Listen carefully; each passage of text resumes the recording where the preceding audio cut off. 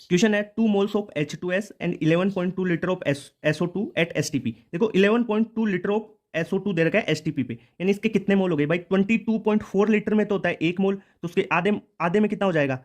Half mole. ठीक है, react to form x moles of sulphur. ठीक है, द वैल्यू ऑफ x, यानी सल्फर कितना बनेगा उसकी वैल्यू निकालनी है, x की वैल्यू। तो रिएक्शन कर लिखते हैं पहले। तो देखो SO2 की रिएक्शन करवाई इन्होंने H2S के साथ में, H2S के साथ में, तो क्या फॉर्म होगा? सल्फर बनेगा और वाटर बना दो। ठीक है, यही तो बनेगा। ठीक है, तो रिएक्शन बैलेंस करते हैं, यहाँ पे 2 लगाएंगे तो यहाँ पे कितना हो जाएगा? 3 हो जाएगा, 3 सल्फर, और यहाँ पे 2H2 बन जाएगा। अब देखो क्वेश्चन में स्टाइकियोमेट्री से क्या हो रहा है, इसके 1 मोल और इसके 2 मोल मिलके इसका 3 मोल बना रहे हैं। ठीक है भाई, यही तो बात है। अब देखो क्वेश्चन में दे क्या रखा है उससे बात कर लेते हैं। 2 मोल्स ऑफ H2S, H2S के कितने दे रखे हैं? 2 मोल दे रखे हैं। और SO2 के बारे में क्या दे रखा है कि देखो 11.2 लीटर। एक चीज बता दूं, 22.4 लीटर से आपका होता है 1 मोल, तो भाई 11.2 से कितना हो जाएगा? हाफ मोल।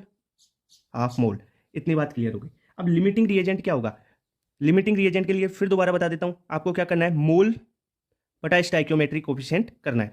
इसका मोल हाफ बटा स्टाइक्योमेट्रिक कोफिशिएंट 1, मोल्स हैं 2 बटा स्टाइक्योमेट्रिक कोफिशिएंट कितना है? 2। तो यस, इसका तो मोल बटा स्टाइक्योमेट्री 1 होगा, इसका हाफ होगा, तो छोटा कौन है? SO2, तो यानी लिमिटिंग रिएजेंट SO2 हो जाएगा। क्लियर बात? तो रिएक्शन SO2 के अनुसार चलेगी, यानी एक मोल SO2 से 3 मोल बन जाएंगे किसके? सल्फर के।